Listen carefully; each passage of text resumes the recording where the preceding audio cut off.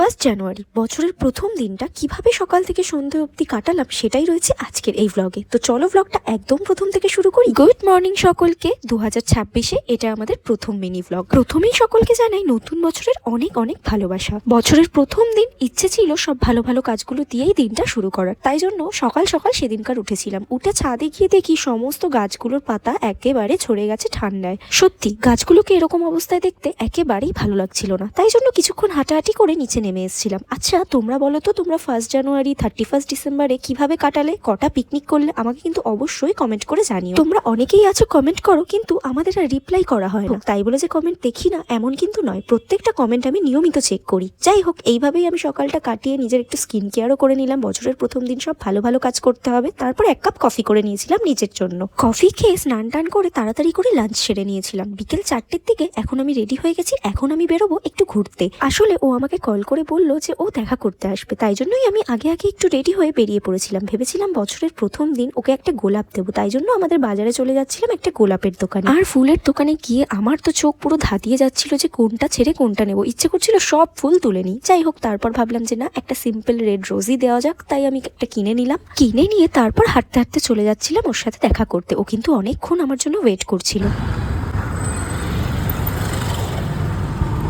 Happy new year.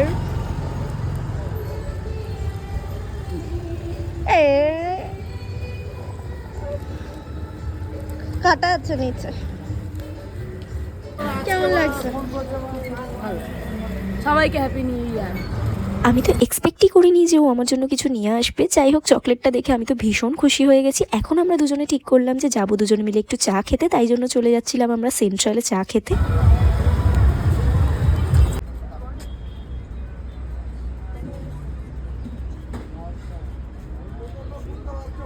বছরের প্রথম দিন বলে কথা, দেখা তো একটু করতেই হতো, আর সেখানে দেখা করার বদলে আমরা ঘুরতেও বেরোতে পেরেছি। আমি তো সেদিন ভীষণ খুশি হয়ে গেছিলাম। দুজনে মিলে একটু চা খেয়ে ওখান থেকে বেরিয়ে পড়লাম বাড়িতে আসার জন্য। কদিন হলো যেভাবে ঠান্ডা পড়ছে, আমার তো এই ঘর থেকে ওই ঘরেই যেতে ইচ্ছে করছে না। তবে মাঝের মধ্যে এরকম হঠাৎ হঠাৎ ঘুরতে যেতে কিন্তু বেশ ভালোই লাগে, তাই না বলো? যাই হোক, এইভাবে আমরা বাড়ির দিকে চলে এলাম।